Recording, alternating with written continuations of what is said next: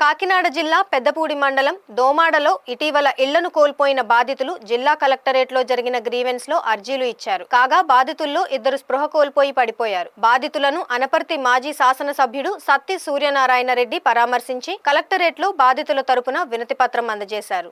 ఈ సందర్భంగా ఆయన మాట్లాడుతూ స్థానిక శాసనసభ్యుడు నల్లమిల్లి రామకృష్ణారెడ్డి ప్రోద్బలంతో ఎన్నో ఏళ్లుగా ఉన్న ఇళ్లను తొలగించడం దురదృష్టకరమని విమర్శించారు. ఇప్పటికే ఇళ్లను తొలగించి వారం రోజులవుతున్నా కనీసం శాసనసభ్యుడు బాధితులను పరామర్శించకపోవడం చూస్తుంటే అక్కడ వేసిన లేఅవుట్ వారికి ఎంత అవసరమో అర్థమవుతుందని అన్నారు. జిల్లా కలెక్టర్ విచారణ చేసి బాధితులకు న్యాయం చేయాలని డిమాండ్ చేశారు.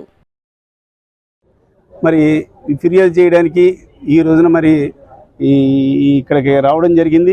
మరి ఏదైనా కూడా వీళ్ళ కంప్లైంట్ ఇచ్చే ముందే రాత్రులు కూడా నిద్రలేక ఇక్కడ ఆహారం తీసుకున్నా కూడా సరైన నిద్ర అయ్యలేక బెంగతోటి ఉండటంతో ఈ రోజున వీర వెంకట సత్యనారాయణ గారు అదేవిధంగా నాగమణి గారు కూడా ఇక్కడికి వచ్చి మళ్ళీ ఫెయింట్ అయిపోవడం కూడా జరిగింది. అంటే ఈ రోజున ఈ రకంగా వీళ్ళు ఫెయింట్ అయ్యారు చేశారంటే కారణం వీళ్ళు ఈ దుస్థితికి రావడానికి వీళ్ళ ఆరోగ్యం ఈ రకంగా పాడవడానికి కారణం ఏమైతే ఉందో మరి అక్కడ ఎమ్మెల్యే రామకృష్ణారెడ్డి తను చేసిన లేఅవుట్ యజమానితోటి లాలూచి అయ్యి వీళ్ళ ఇళ్ళని ఎప్పుడైతే మరి పడగొట్టించారో తెల్లవారుజామున 5 గంటలకి దాంతో పాపం ఆ బెంగతోటి వీళ్ళు సరైన తిండి తినక ఈ బెంగతోటి ఇక్కడికి వచ్చిన తర్వాత కూడా కలెక్టర్ గారికి ఫిర్యాదు ఇచ్చే ముందే వీళ్ళు పెయింట్ అవ్వడం జరిగింది.